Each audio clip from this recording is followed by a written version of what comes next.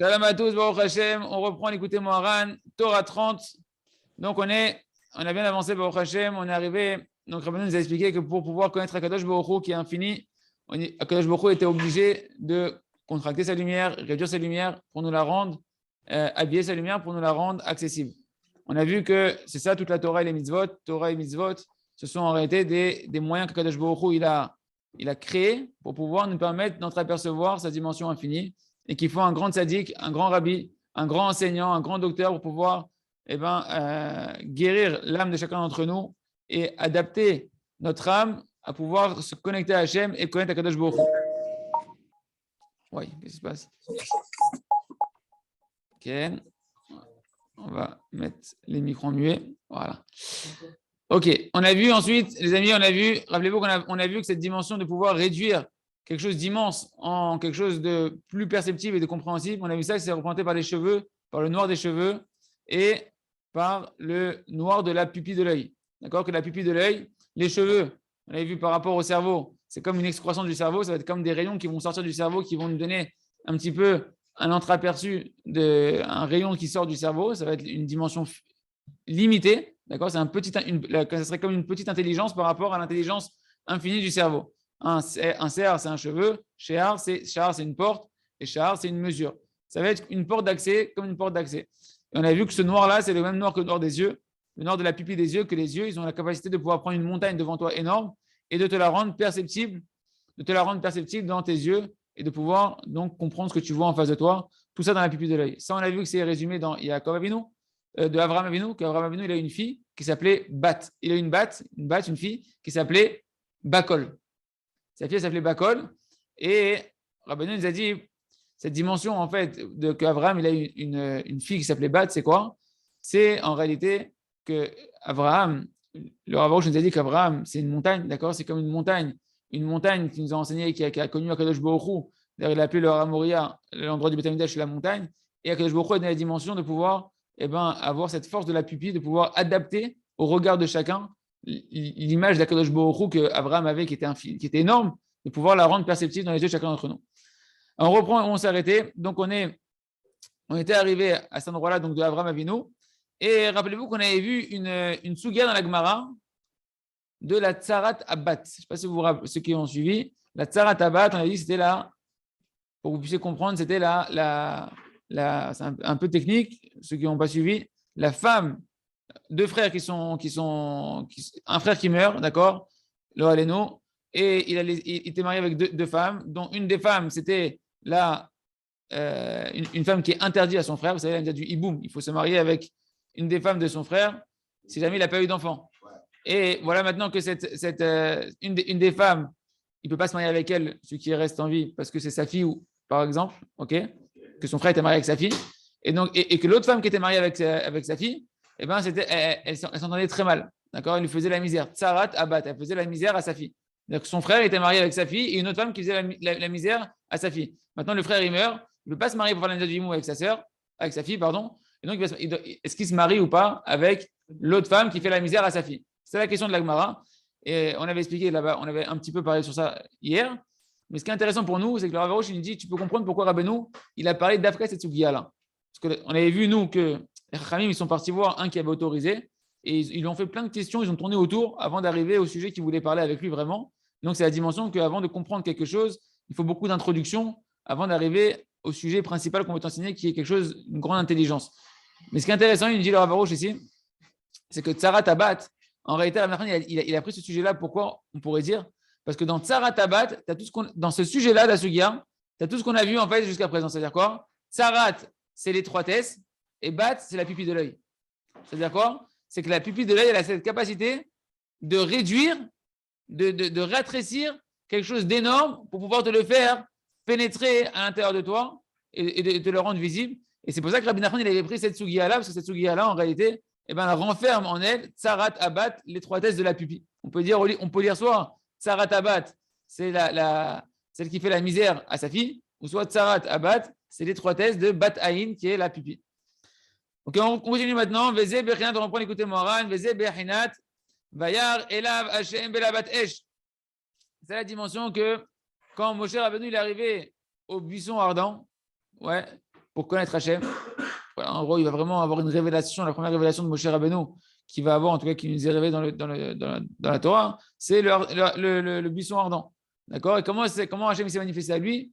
Il y a un ange qui est venu, Belabat Esh, dans une flamme de feu, hein, une lave de feu.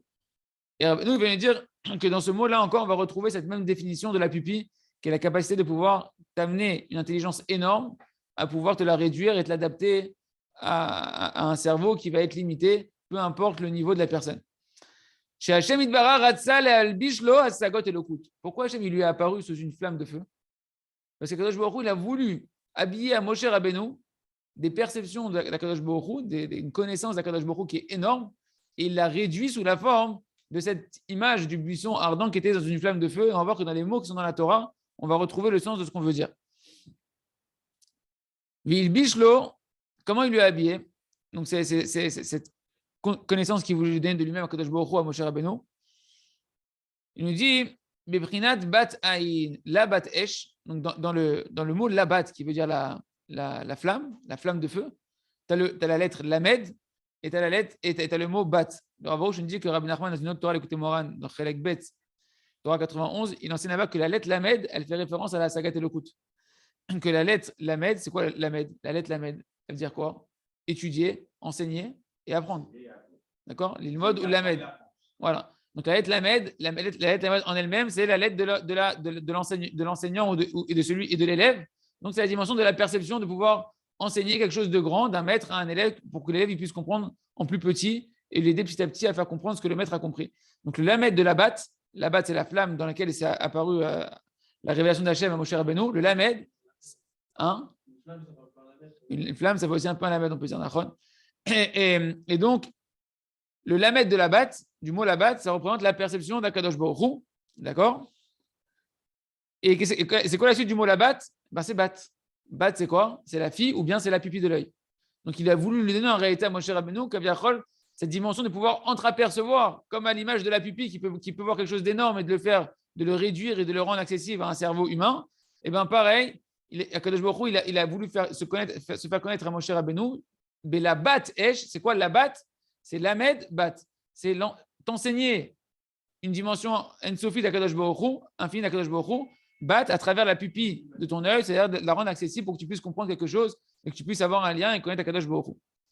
Vezé behinat batrila siman yafel abanim, c'est marqué dans Masechet Baba Batra, Davkouf même Aleph, c'est marqué celui qui a une fille en premier, hein, Yitzhak, celui qui a une fille, Yitzhak, celui qui a une fille en premier, c'est marqué, c'est un bon signe pour avoir des garçons après. C'est pas une phrase de consolation, c'est il y a une profondeur. C'est la Gemara, elle dit que celui qui a une fille en premier, c'est un beau siman pour avoir un garçon, c'est pas simple pour le consoler. C'est genre, t'as une fille, bon, t'inquiète pas, c'est un bon signe, t'auras un garçon après, toi.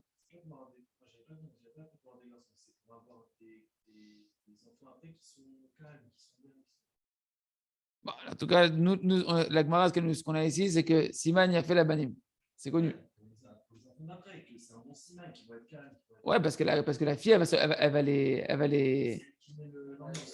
va s'en occuper, elle va les calmer. Ils vont être calmes. Il a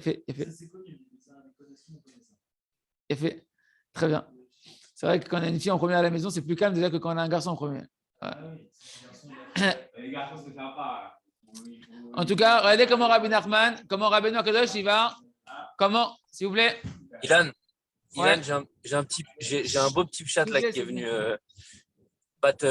quand on dit une fille en premier, Simania fait la banim, on dit que la fille, quand elle vient chez son père, elle vient avec sa parnassa. Parce que son père, il va devoir l'assumer, c'est lui qui va devoir tout payer derrière. Et donc, tu colles de quoi? Le mariage, la dot, l'appartement Exactement. Donc, c'est pour ça qu'elle vient avec sa parnassa, la fille. Et alors que le garçon, comme il est plus indépendant, lui, il vient avec sa propre parnassa, le garçon, et il la garde pour lui. Alors que la fille, elle amène la parnassa à son père.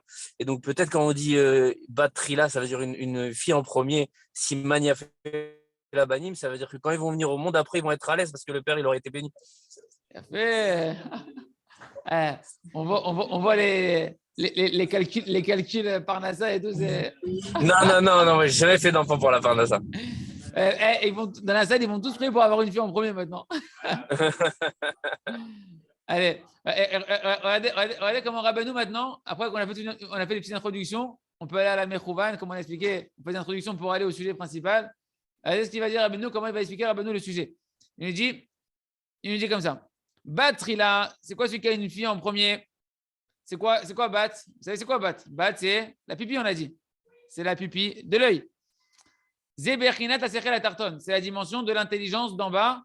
L'intelligence, je vais devoir faire plein de petites intelligences pour que tu puisses comprendre au final après une grande intelligence. Je te mets plein d'introductions, plein de petites notions, comme on a expliqué, des introductions pour t'amener après à une grande idée que je vais t'amener. Donc, batterie là, c'est la pupille. En premier, c'est quoi? Commence par poser les bases, des bases élémentaires pour pouvoir après arriver à faire un grand raisonnement, comprendre quelque chose de fort. Shiutrila, Be'agdama la Sechel Elion. Batterie là dans la Gemara, c'est quoi? C'est qu'elle est en fait cette pupille, ce Sechel Tarton, cette intelligence petite d'en bas. Elle va être une introduction. Trila, c'est quoi Trila? C'est le début. Elle va être au début comme une introduction pour pouvoir percevoir le Sechel Elion. Ça va être quoi le Sechel Elion? Ça va être les banim. Ça va être les garçons qu'on va voir. Zéberhinat, Siman, il a fait la banim. Quand tu fais des introductions au début, que tu as un grand enseignant, que tu as trouvé un grand rabbi, un grand tzaddik, qui va pouvoir te faire t'amener les choses de manière à baisser à ton niveau, te contracter la connaissance d'Hachem à ton niveau, bat Trila, il va te donner la pupille pour entreapercevoir au début Akadosh Baruch Hu à ton niveau à toi. Siman, il a fait la banim, ça va être un bon signe pour les garçons. C'est quoi pour les garçons? Il dit Rabbeinu, banim, zebermiad asechel elion. Le garçon, c'est la grande intelligence d'en haut. D'où on voit ça? D'où tu vois que les garçons, ça fait référence à l'intelligence d'en haut. Donc on dit que Nashim Datan Kalot, que les femmes, elles ont une conscience qui est plus légère que celle des hommes. Mais d'où on voit, Rabbeinu va nous donner une preuve. Dans Yeshaya, Perek Mem Gimel, c'est marqué Avi Bana Imerachok ou Bnotai Miktseh Haaretz. Le verset il dit amenez-moi mes garçons de loin et qui sont perdus au loin là-bas et ramenez-moi mes filles de l'autre extrémité de la terre.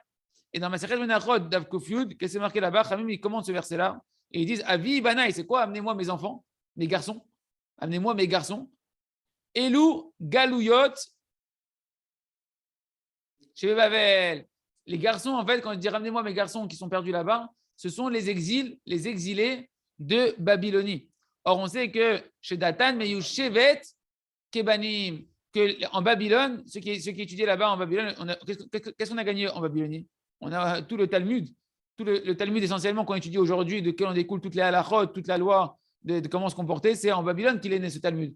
D'accord? Parce qu'on dit que là-bas, lorsqu'ils étaient en Galoute là-bas, ils avaient du Yishuv Adaat, ils avaient un esprit posé qui leur a permis de pouvoir, malgré la galoute, pouvoir approfondir la Torah, etc.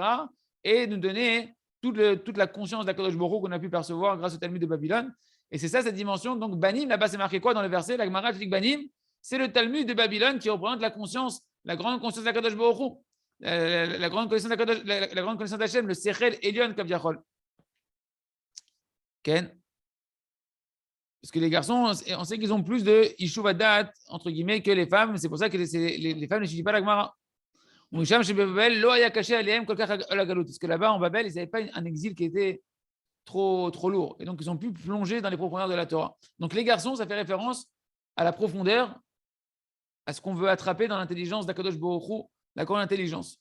Tandis que Bnotai, dans le verset qu'elle a dit, amenez-moi mes filles de l'extrémité de la terre, et Lou Galouyot chez Bishar Aratzot, ce sont les autres exils où là-bas on était plus persécutés, et donc on n'avait pas de Yishuv Da'at. Pourquoi il n'y a pas eu un Talmud de Mitzrayim, voilà, un Talmud de Yavan, un Talmud de. Parce que là-bas on était trop persécutés. En Babylone, il y a eu plus de tranquillité, on a pu plonger dans la Torah, et la Torah, elle a pu. Donc en tout cas, et tu vois que le verset te dit les filles, c'est quand le Da'at il aimait Boulbal, quand les exils ils étaient très très fort et donc les hommes Israël n'avaient pas pu se poser pour rentrer dans les profondeurs suffisamment de la Torah jusqu'à sortir des enseignements très profonds, tandis que les garçons, c'est représente l'exil de Babylone où là-bas ils ont pas été trop persécutés, ils ont pu s'approfondir dans la Torah et arriver à la sagesse profonde de la Torah. Donc on reprend le verset, maintenant c'est quoi? Nimsa, il nous dit Rabbeinu, donc, ok, ça on a dit. Donc, les garçons, on va recommander la Gemara. Celui qui a des filles en premier, c'est un bon signe pour avoir des garçons. C'est quoi les garçons? Les garçons ici, ça va être Yishuv Adat, d'avoir l'esprit qui est posé. C'est ceux qui ont une conscience d'Hachem qui est posée, qui est ancrée, Bechinat, Sechel Elion Vegadol, qui ont une intelligence grande et élevée, la Kadosh Baruch Hu. Chez Maségin, elle est aidée à Agdamot. Hein? Si.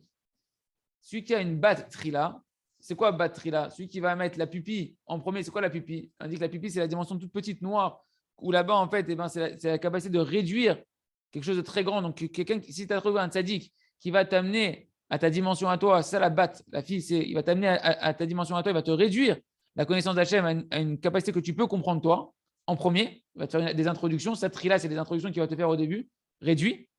Siman y a fait la banim, c'est un bon signe pour qu'au final, tu vas arriver au Yishuv Hada'at, du grand Sechel, de pouvoir connaître Akadosh Baruch Hu et arriver à une idée beaucoup plus profonde et beaucoup plus grande. C'est ça le Yann. Tout ce Yann. Non, rien à voir. Là, on n'est pas dans le pshat, là. Là, Rabbi Nachman, il ne donne pas le pshat. Non, là, on ne parle plus du pshat. C'est le pshat, là, on est dans le sod. Là. Enfin, je ne sais pas si on est dans le sod, dans le drage, je ne sais pas comment. Dans les Non, en fait, la Gemara, elle ramène un verset où on parle là-bas de garçons et de filles. Et là-bas, tu vois que garçon, ça fait référence à Yishuv Hada'at et fille fait référence à pas Yishuv Hada'at. Donc, les garçons, pour nous, quand on dit c'est un bon signe pour les garçons, c'est ce que tu peux atteindre quand tu as un Yishuv Hada'at et que tu rentres dans les profondeurs de la Torah où tu vas arriver au grand Sechel. C'est la Gemara, c'est la dracha de la Gemara. C'est la dracha de la Gemara. Rabbeinu fait la dracha de la Gemara. Il fait la dracha de la Gemara. Et tu pourrais dire que si, parce que tu pourrais dire que les galouyot, quel lien avec les galouyot, tu pourrais dire que plus une personne est dans les galouyot, dans les galouyot durs, même dans sa vie personnelle, avec son Yetzirara, qu'elle est sous l'influence de son indignation, des mauvais caractères, les mauvais désirs, etc., plus il a du mal à pouvoir, il ne peut pas arriver à connaître Akadosh Baruch Hu en grand, il va falloir un grand docteur qui va pouvoir venir et lui amener du Yishuv Hada'at, enfin, de lui amener la connaissance d'Hachem adaptée à son niveau à lui. Parce que comme il est en galoute, il peut pas. Parce que le tzaddik, lui, il n'est pas en galoute. Le tzaddik, lui, il est pris à très route. Il est dans la dimension il est sorti de la galoute.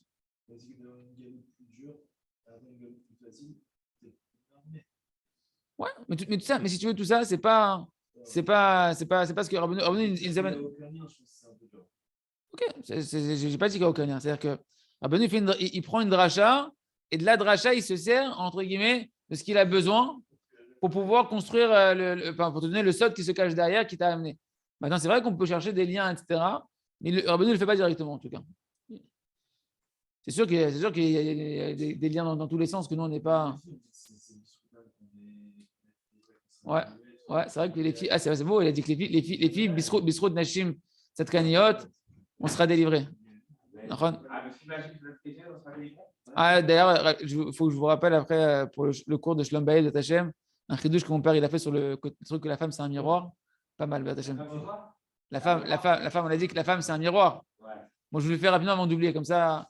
La femme a dit c'est le miroir de l'intériorité de l'homme. Donc elle sert à quoi? Elle sert à l'homme à se laver, à se nettoyer. Or, on sait que dans le Beth Amikdash, avec quoi on se purifiait? Avec quoi les Kohanim se purifiaient les mains et les pieds? Avec le kior. Le kior, c'était quoi le kior? C'était l'endroit où il y avait le robinet pour faire les daïm des pieds et des mains. Et de quoi il a été fait ce kior-là? Des miroirs des femmes qui se faisaient belles pour leur mari. D'accord? Donc, tu vois que la femme, elle est symbolisée dans le Beth Amikdash, dans la notion du miroir. Et à quoi il sert maintenant le miroir dans le Beth Amikdash? D'abord, les femmes, elles utilisaient leur miroir pour faire quoi? Pour pas que leur mari faute, qu'elles se fassent belles pour qu'elles gardent leur mari pur. Et dans le Beth Amikdash, à quoi il a servi le miroir? Les miroirs, il a servi à faire le kior, qui nettoyait, qui purifiait, entre guillemets, le Kohen. Donc, en marche, la femme, on peut voir que c'est la dimension du miroir. Et mon père, il m'a dit en plus, le néchochette, c'est différent de l'or, parce que le néchochette, c'est de, comment on appelle ça en français? Le cuivre. L'or, ça brille naturellement, mais le cuivre, il faut l'astiquer, il faut faire un vrai effort pour qu'il commence à avoir un effet miroir, etc. Pareil, la femme, eh ben, c'est comme un miroir qu'il va falloir faire un vrai effort pour qu'elle te fasse sortir un beau reflet de toi-même, etc. Bon, mais Kitsour, c'était un agave. Allez, on reprend, mes amis. Merci là pour la parenthèse. Oui, l'effort, on doit le faire sur soi-même, pas sur sa femme, bien évidemment.